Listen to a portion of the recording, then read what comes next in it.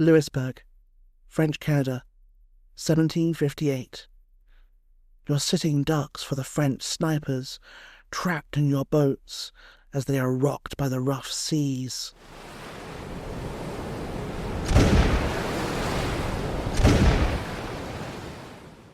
The merciless musket balls continue to pelt the little fleet.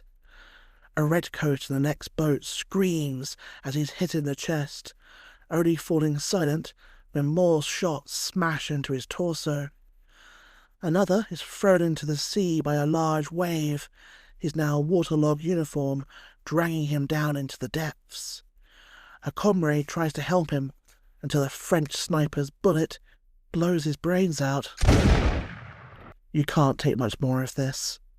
But finally, you see a cove that'll protect you from the French fire. Some of the boats hit the jagged rocks, their crews flung helplessly into the turbulent waves. But the rest of the boats reach the shore. General Wolfe leaps into the surf, waist deep in the water, Malacca cane in one hand and the British flag in the other. He roars, "For king and country!" As the piper begins playing, you feel a madness taking over your mind.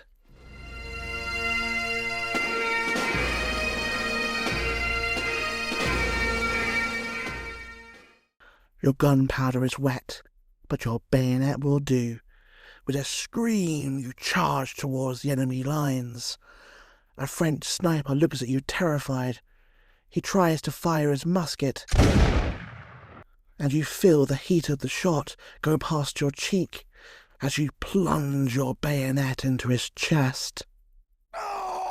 Soon the whole French line is swarming with redcoats as you crash your musket butt into a Frenchman's head with a satisfying crunch. Finally, the French begin to flee back to their fort. You are victorious. The siege of Louisbourg has begun. I'm your host, James Barton. Welcome to Forgotten Wars. This country is at war with Germany. Today, our armed forces joined our NATO allies in airstrikes against Serbian forces. In the first few hours after our servicemen went to the rescue of young Americans and of democracy in Grenada, Damals uns ausgebildet. Wollen diese 4 Jahre nutzen. Hello everyone, welcome to the show. After joining Rogers Rangers last episode, today we return back to the main narrative. Britain is at its lowest point in the war, its armies once again failing to make progress, its dreams for North America seemingly gone up in smoke along with the smouldering ruins of Fort William Henry. But change is in the air, new leadership is on the way, and soon fresh armies will be heading to the New World. 1757 was definitely Britain's nadir in the 7 Years' War. France and her allies seemingly still on the verge of one of the greatest triumphs in history. In Europe, the German state of Hanover, linked to Britain through the Georgian dynasty of monarchs, had been overrun by the French. Prussia, Britain's sole great power ally on the continent, was now surrounded on all sides, facing the might of France, Austria and Russia all on its own. Prussia's very survival seemed doubtful at this point. In North America, Fort William Henry had been a major defeat, while Lord London had endlessly delayed and eventually cancelled his assault on Louisbourg. It was the same old story of overcautious commanders and missed opportunities. India was the sole bright spot, with victory at Plessy beginning Britain's roughly 300-year rule over the subcontinent. But this wasn't enough to placate a terrified public. In a wave of public anger, the British government fell, and a new breed of leader took power, William Pitt the Elder. He's called that because his son will also become Prime Minister later on, imaginatively called Pitt the Younger by historians. His coming was like a clean wind blowing for all the offices and departments of government. The old, familiar, useless faces were now replaced by far more dynamic figures. Pitt's grand strategy was to keep Prussia in the fight for even more huge subsidies, while dispatching for the first time a large British army to the continent. With France tied down in Europe, Britain would assault her colonies across the world, especially in North America. It was a bold strategy, and Pitt backed it up with vast resources. 50,000 troops were being sent to the New World, a massive expeditionary force for the times. Their targets would be the Free Sentinels, guarding the gateways to France's North American Empire. Louisbourg, which blocked the St. Lawrence water route to Quebec, Fort Ticonderoga, that guarded the Hudson River route, and Fort Duquesne, the key to controlling the Ohio Territory, where this war had begun in the first place. For all the brilliance of France's General Montcalm, their position in North America wasn't nearly as dominant as it seemed. Thanks to the British blockade, supplies and reinforcements from France itself were patchy at best. After local crop failures, food was already being rationed in Canada as a result. Meanwhile, the Native Americans that had previously flocked to the French banner were now keeping their distance. A lethal smallpox epidemic was decimating the local tribes, caused, ironically, by their plundering at Fort William Henry. As the summer campaigning season rolled around in 1758, the fate of North America was in the balance. Louisbourg would be a hard nut to crack. The fortified city loomed over the Gulf of St. Lawrence, well protected by pounding seas, jagged cliffs, and the 400 cannons that bristled from its walls. It was defended by 4,000 soldiers, 2,600 seamen, and a large band of Indian warriors. All in all, Louisbourg well deserved its reputation as the Gibraltar of the North. It had been captured only once before in its history, famously by a combination of New England militia and the Royal Navy in 1745, only for it to be handed back to the French in return for Madras in India. The colonists had thrown a fit over that, and they weren't going to help capture it again. The redcoats would be on their own.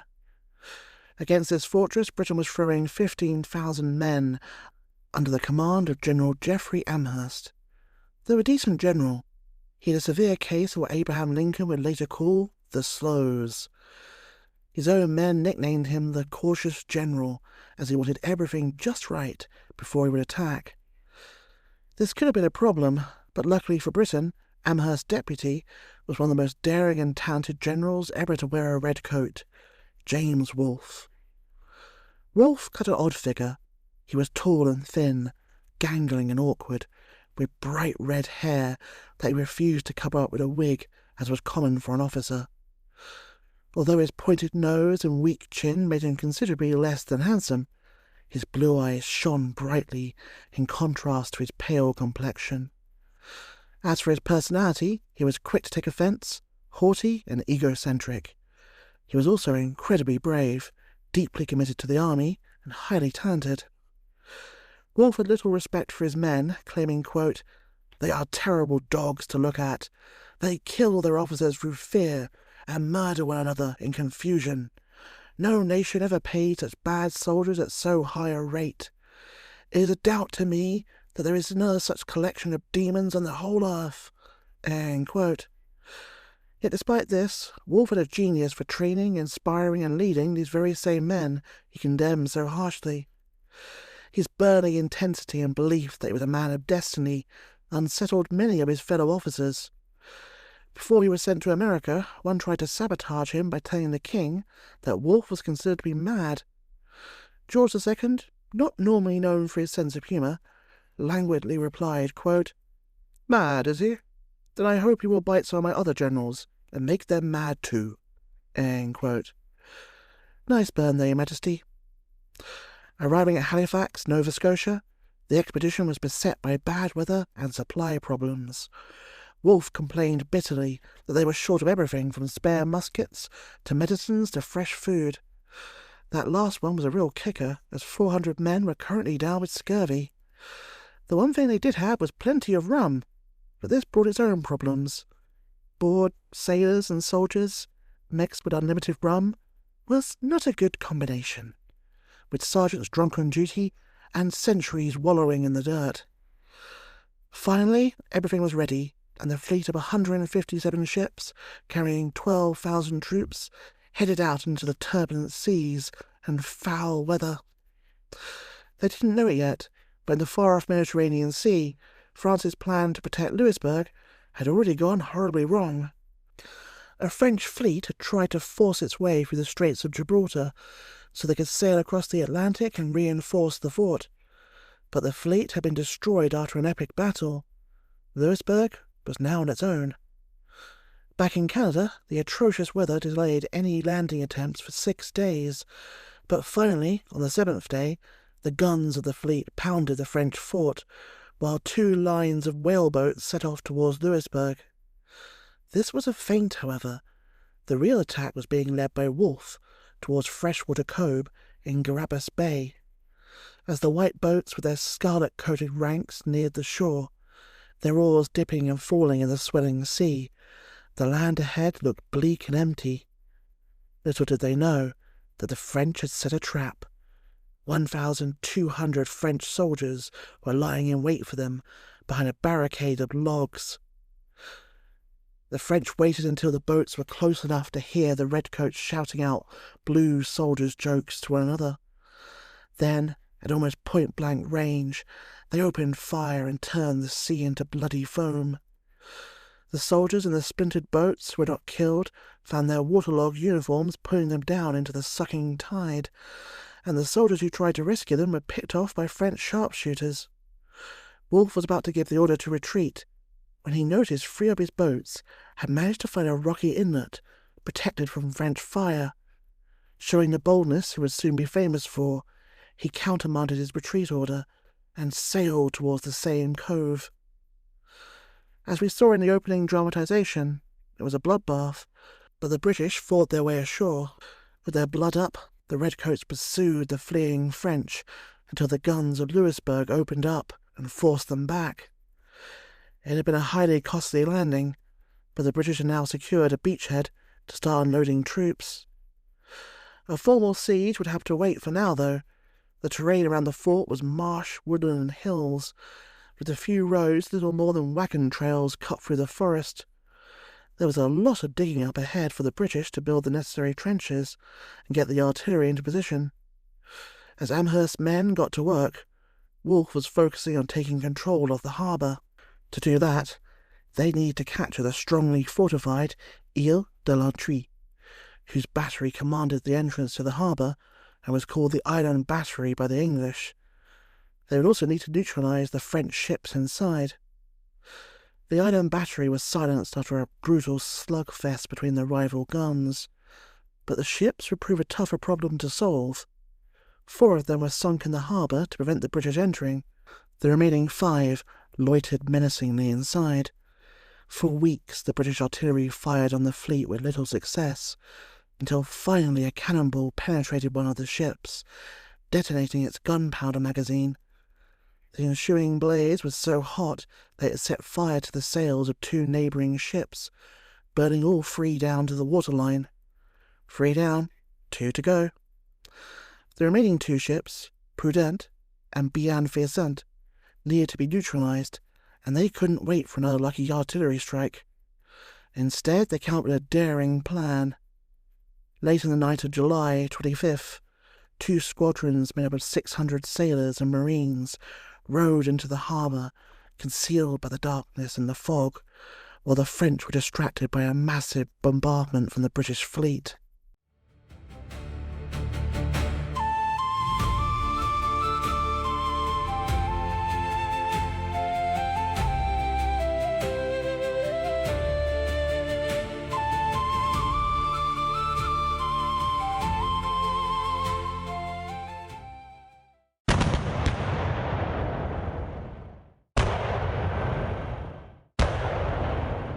You stare with fascination as British shells streak across the dark night sky and smash into the fort, erupting in flashes of yellow, red and orange. An officer hisses at you to get your head down as your boat silently skies through the water. Up ahead is a looming, shadowy menace, your target for tonight, the French warship Bienfaisant. As you approach, a sentry suddenly yells out something in French, but when he receives no answer, he opens fire. But it is too late for the French to stop you. You clamber up the ship's wooden walls until you land on its deck. A musket ball ploughs into the deck next to you, throwing up splinters. You fire back, and a French sailor falls overboard screaming. Another Frenchman is frantically reloading as you charge towards him and crack his skull with your musket butt. Soon the ship is yours, and as you sail away, French cannonballs smash uselessly into the water. From the deck, you admire the handiwork of the other team. The Prudent is a blazing inferno, the flames lighting up the whole harbour. The loss of the last two ships had a devastating impact on French morale. The historian, Julien Guin, claims, quote, "The loss of these two warships had a profound effect on the French defenders. Morale plummeted within the town, and fatigue occasioned by the siege, which until then had been borne without complaint, suddenly became unendurable for many." End quote. Morale would only fall further as the British siege works were finally completed. Daily the French had watched as the British siege lines had crept closer and closer, until finally the heavy siege guns were brought to bear on the solid granite walls. Fires soon raged inside the ruined town. The masonry of the ramparts crumbled, and one by one the French cannons were knocked out. Supplies were low, and no reinforcements were coming. Finally, the French commander surrendered. It wasn't all bloodshed and battles at Louisbourg. There was also a bizarre aristocratic civility as well. Amherst, the British commander, sent a messenger to the fort bearing a gift of 2 pineapples for the French commander's wife. The fruit came along with a note apologising for the havoc the battle must be causing on her home. Charmed, the French sent back several bottles of champagne and an equally polite note. This exchange continued throughout the siege, with the British sending more pineapples and the French sending homemade butter. War can truly be crazy sometimes. Louisbourg's fall on July the 26th, 1758, set the victory bells ringing, for so long an unfamiliar sound in both the colonies and Britain itself. The captured French flags were taken to London and hung in St. Paul's Cathedral. In the colonies, Philadelphia, New York, and other cities celebrated with fireworks and parties. The delighted Pitt had a special Louisbourg medal struck for his victorious soldiers. Even Amherst seemed to get carried away, and wrote to him that, quote, "If I can go to Quebec, I will," end quote. Yet they were growing too soon. As always seemed to happen in the early part of this war, every victory was offset in turn by a bad defeat. The news from Fort Ticonderoga was so terrible that any talk of sailing on Quebec was forgotten for now. Ticonderoga should have been a slam dunk for the British. They were throwing some of the best troops they had in North America, 15,000 men in all, at the fort. There were 1,000 Highlanders from the Black Watch, multiple scouting companies of Rogers Rangers, and row after row of redcoats and colonial militia. Against this massive force, the French had only 4,000 men to defend the fort. How, then, did this turn into a disaster for the British? It all came down to the commanders. The French had the magical Montcalm. The British, on the other hand, had one of the worst generals to ever wear a red coat, General James Abercrombie. Abercrombie was a weak, fumbling, and unimaginative man who no one seemed to like or respect. His own troops nicknamed him Nabby Crombie, or Aunt Abby, behind his back, while Wolfe dismissed him as being, quote, "infirm in body and in mind," end quote. Pitt hadn't wanted him in charge, but the old boy network had gotten in the way. Abercrombie was just too well connected at court. Still, As his army moved up Lake George on a clear July morning, it formed a pageant the lake had never seen before, or would ever see again. The Rangers led the way, followed by 900 bateaux, 135 whaleboats, and large numbers of flat boats carrying artillery, making a line 6 miles long. The sunshine flashed on the gleaming bayonets, the scarlet uniforms of the regulars, the blue coats of the colonials, the kilts of the Highlanders, the sober green of the Rangers, on the whole of this great force that was heading towards its doom. The shores echoed back the shrill bugle notes and the droning hum of bagpipes. It all looked so impressive. But right from the beginning, misfortune plagued Abercrombie's men. By 5 p.m., the Armada had only covered 25 miles to Sabbath Day Point, where the boats pulled into shore to wait for the baggage and artillery. To make matters worse, Abercrombie gave orders to resume the advance at 11 p.m., taking a terrible risk that the French and their Indian allies might attack them under the cover of darkness. Fortunately for the British, such a manoeuvre had not occurred to Montcalm. Instead, his Rangers and his Indian allies only observed them from the forests. By noon on July the 6th, the entire force had landed at the upper end of Lake George. Robert Rogers himself led a party of his Rangers out into the bush, along with Abercrombie's second-in-command, the excellently named Brigadier General George Augustus Howe. But the Rangers didn't quite live up to their reputation on this occasion. Quote, "The guides became bewildered in the maze of trunks and trees. The marching columns were confused and fell in one upon the other. They were in the strange situation of an army lost in the woods." End quote. As they blundered about in the woods, by sheer bad luck, they ran into French Rangers heading back to Ticonderoga. At a place called Trout Brook, suddenly a French challenge rang out, "Who goes there?" Supposedly, Putnam, one of the Ranger commanders, gave the response, "Français," but it was not believed. The French opened fire. Then, for the army, the inconceivable happened. Lord George Howe fell to the ground, mortally wounded. A French musket ball lodged in his chest. Furious at the loss of Howe, the Rangers and the Colonials fought savagely. 148 Frenchmen were captured, and the rest were either killed or drowned trying to cross the rapids. Only 50 would escape back to Ticonderoga.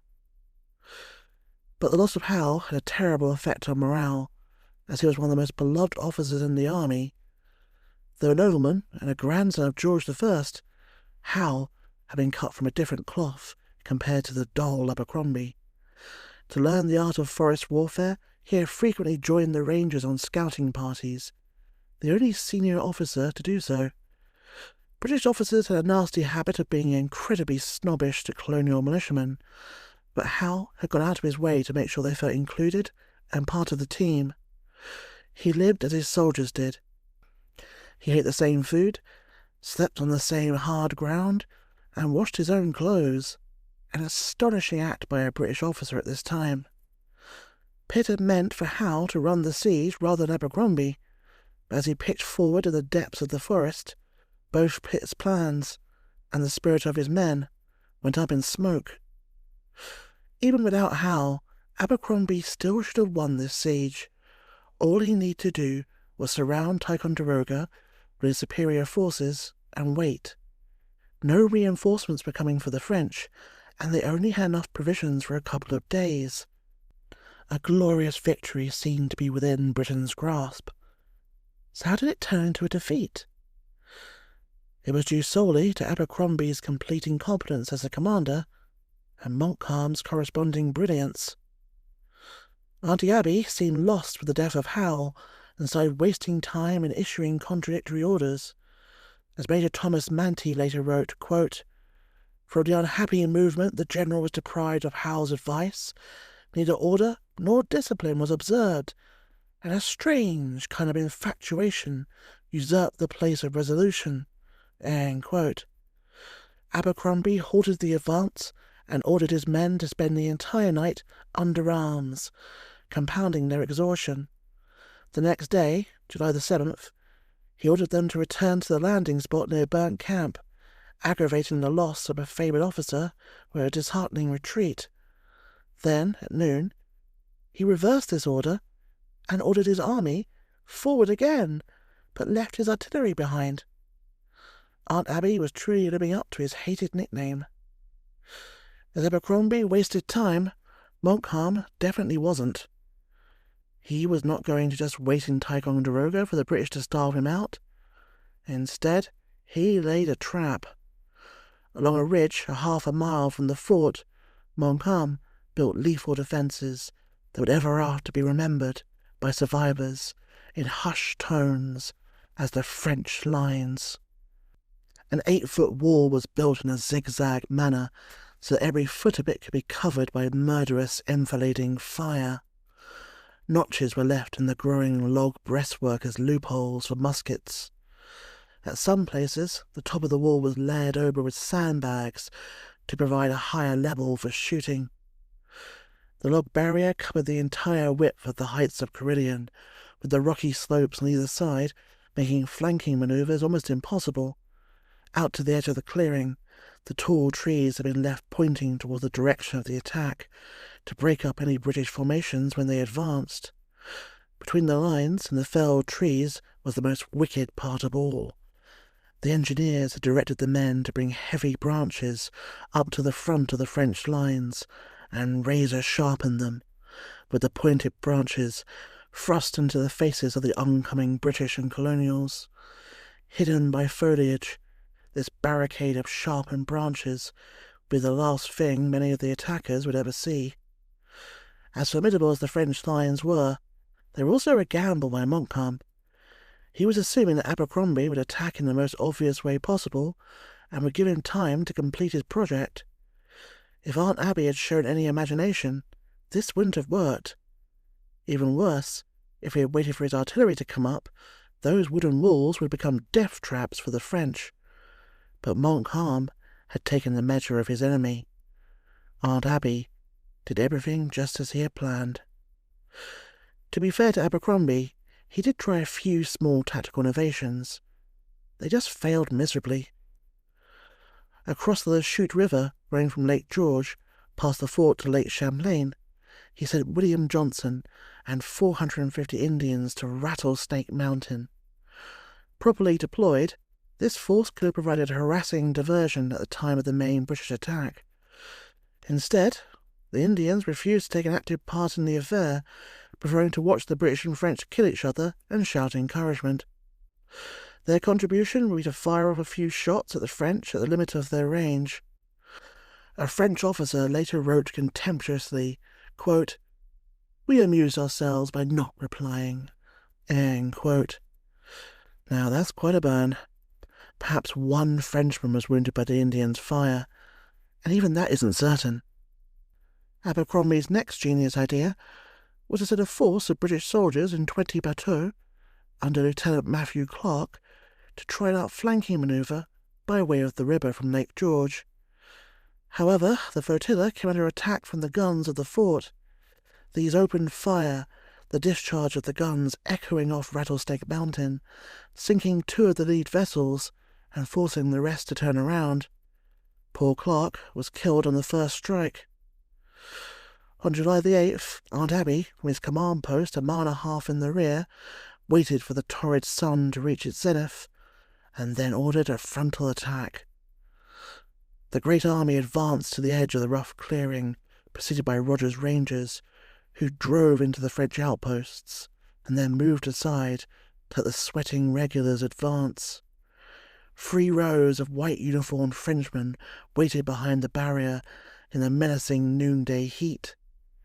Across the field, littered with stumps and fallen trees, the tightly pressed ranks of redcoats tried to advance like they were on parade. Closer they came, bayonets at the ready.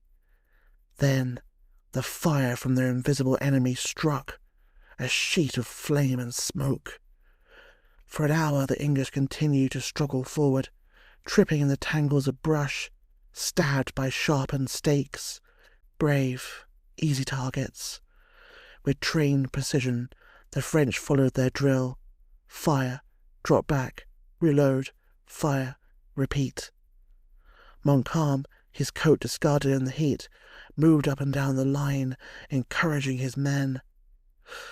His commanders begged Abercrombie to delay his next attack and send for the artillery to smash up the French lines, but he refused. Why he did so is a mystery. He seemed to have run out of ideas, and had nothing to offer his beleaguered men but the same orders he had given their colonels that morning, quote, "March up briskly, rush upon the enemy's fire, and not to give theirs, until they were within the enemy's breastworks." End quote. It was a recipe for disaster.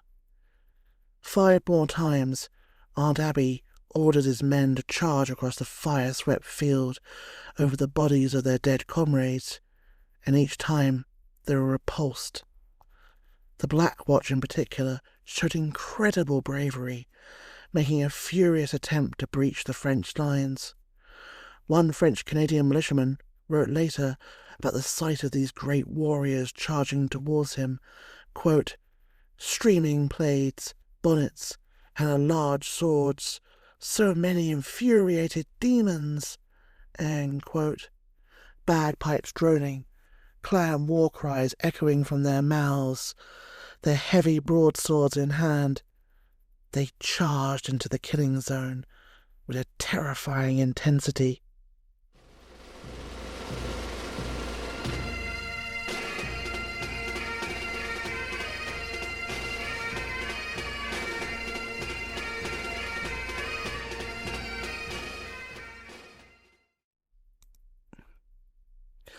With the drone of the pipers in your ears, you charged the wooden barricades, screaming out the Highland war cries of old. The French muskets roar back, musket balls skyfing through your ranks. A Highlander charges forward, despite 6 musket balls burying themselves in his torso. Only a headshot finally causes him to fall. You spot a French sniper sticking his head over the barricade and taking aim at you. The musket ball misses you, but rips into the arm of the soldier next to you. Raising your musket, you gun down the sniper before he can escape to cover. Helping your wounded comrade, he looks up smiling despite the pain. "Look sharp, laddie, we have Frenchmen to kill."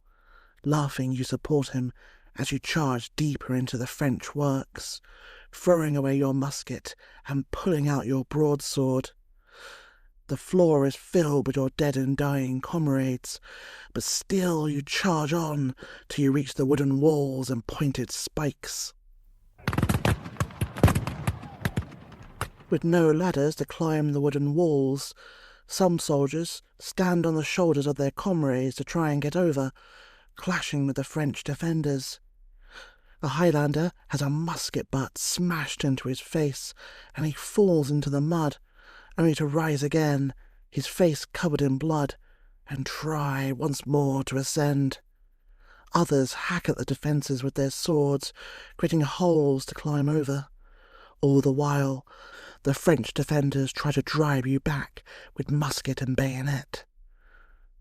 Most die in the attempt, but you manage to successfully climb over the French works with your officer, Captain Campbell, and one other Highlander, landing on the other side, screaming out your battle cries.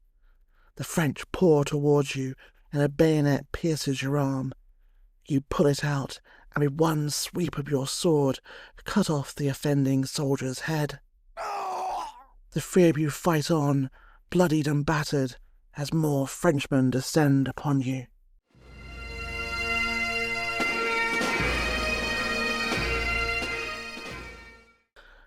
During the fierce fighting, Duncan Campbell, Laird of Inverurie, fell amid his countrymen. There is an eerie tale about his death. Allegedly, 18 years before the battle at Ticonderoga, Campbell was at home in the Highlands when there was a knock at the door. On answering, he found a man covered in blood, asking for shelter. True traditional Highland hospitality, He allowed the man into his house.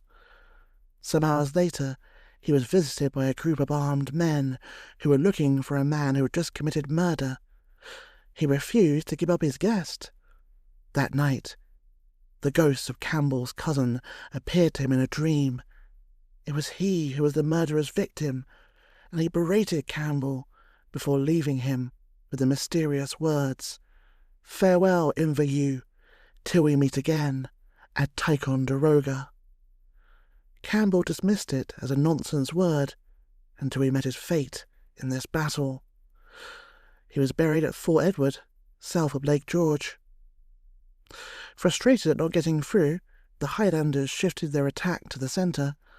Finally, at 7 p.m, the Black Watch broke off their savage attempt, but only because they were begged to do so by their own officers. As Bernard Ferguson, a former lieutenant colonel in the regiment, wrote, quote, "More than half the men of the regiment and 2/3 of the officers have been killed or wounded." End quote. A regimental officer who survived that terrible charge remembered, quote, "Their ardour was such that it was difficult to bring them off. When shall we have so fine a regiment again?" End quote. The failure of the attack of the Black Watch brought an end to the horrible fighting. With Rogers' Rangers covering them, the battered troops retreated. The British and Colonials had lost 2,000 men, the highest casualty rate of the whole war. Montcalm, however, was in no way able to pursue. All the regular French battalions had captains and lieutenants killed, with 42 officers and nearly 400 men killed or wounded. Montcalm was hailed by his men as one of France's greatest generals. Yet the French could not rest. Montcalm and his officers thought Abercrombie would return to the attack in the morning, this time with artillery. The entire night was spent strengthening the French lines against a renewed attack, which was unlikely the French could withstand. This is the great irony of Ticonderoga. If the British had attacked the next day, they would have won, despite all the slaughter and incompetence of the day before. The war in North America would have been shortened by a year, maybe more. But it wasn't to be. On the morning of July the 9th, the company of Canadian volunteers cautiously advanced on a scouting mission. They found no one. The volunteers then probed as far as the falls of Lake George, but there were no British or Colonials to be seen. Montcalm and his officers could hardly believe it. The next morning, a larger French force emerged to confirm what the Canadians had reported. Montcalm's deputy, Bougainville, later recorded that all they found was, quote, "wounded, provisions, abandoned equipment, shoes left in miry places, remains of barges, and burned pontoons." End quote. The incredible had happened. Following the defeat of the Black Watch on July the 8th, Abercrombie had simply lost his nerve. To the great consternation of his troops, who wanted to return to the assault the next day, Aunt Abby had ordered a hasty withdrawal to the far end of Lake George. Nothing had been gained. Abercrombie had acted just like a World War I general, sending wave after wave of men against entrenched defences, and just like those generals, he had sacrificed thousands of men for no gain. Marking his amazing triumph, Montcalm raised a tall cross on the battlefield, a replica of which still stands on the grounds of the restored fort.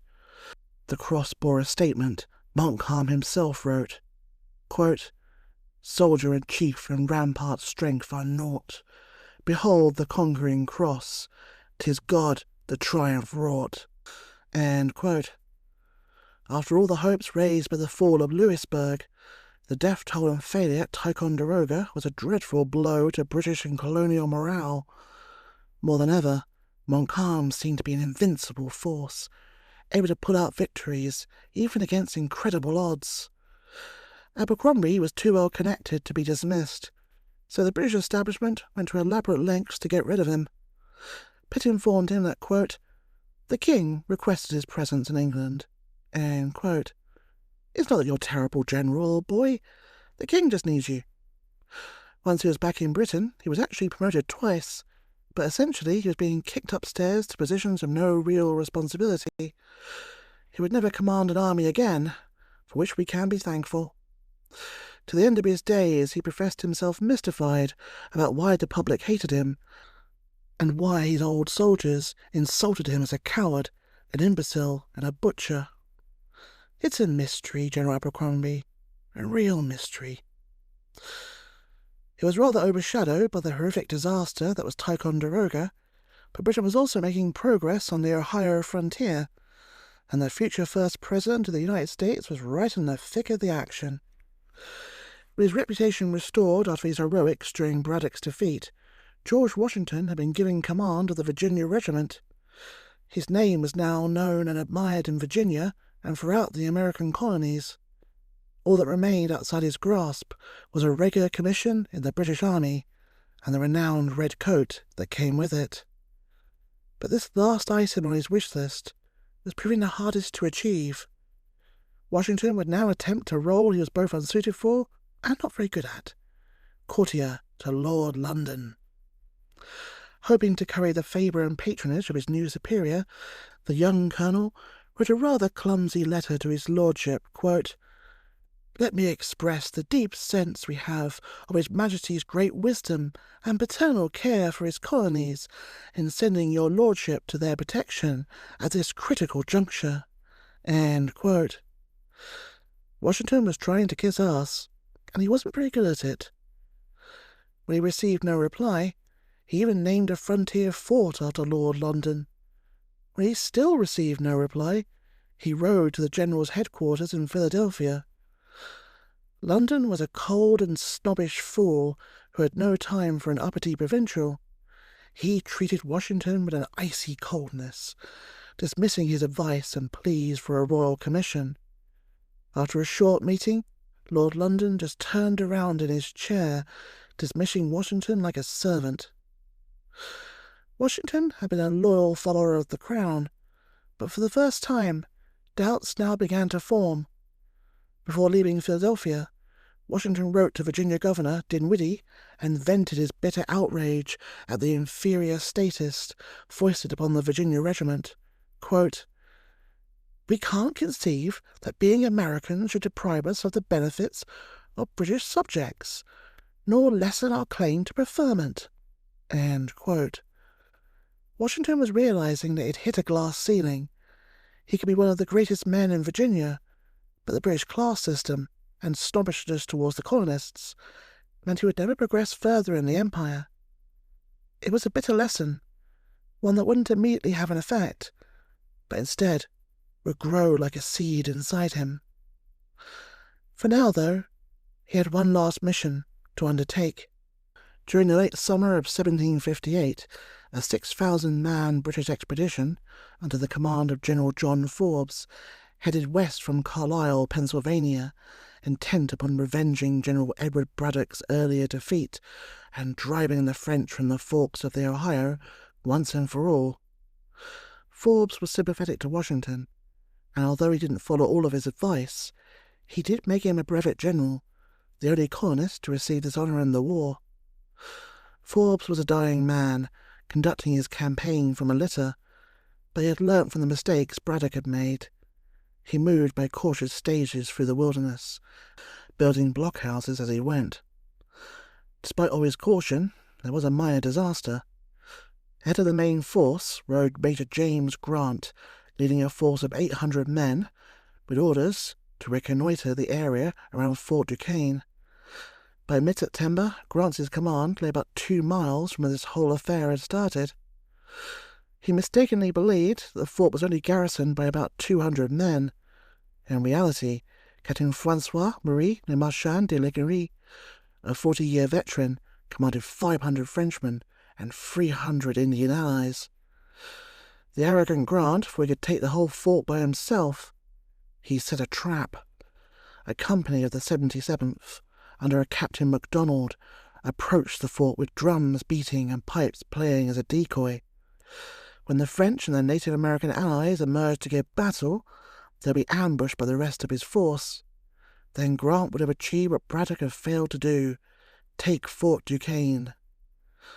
Instead, the Indians showed they were still the masters of forest warfare. They overran the decoy force and then attacked the soldiers who were supposedly waiting to ambush them. The Indians raked the British and colonials with musket fire from a nearby hill and from the cover of the forest until the British broke and fled. Casualties were heavy for the British and colonials. 104 were killed, 220 were wounded, and 8 were captured, including Grant himself. The French and the Indians lost only 8 dead and 8 wounded. It was one last victory before the inevitable. The French knew they couldn't hold on against 6,000 men. They set fire to the fort and fled north. As the British marched up to the smouldering remains, they were confronted by an appalling sight. The Indians had decapitated many of the dead Highlanders and impaled their heads on sharp stakes on top of the fort walls, with their kilts displayed below. Still, despite this, the French dreams of domination of the Ohio Valley were at an end. Far from expanding their domain, they were now fighting to hold on to what they already had. As Amherst planned for the 1759 campaign season, he was determined to break French power in North America once and for all. To do this, the British would have to assault the beating heart of New France, Quebec, and capture or kill Montcalm. The time for a final showdown in this 70-year struggle had arrived. Thank you for listening. To help the podcast grow, please like, leave a review, or tell a friend. In the final episode of this series, the 2 greatest generals France and Britain ever sent to North America will clash. It's Wolfe versus Montcalm. At stake is the future of the whole continent. See you next time for more Forgotten Wars.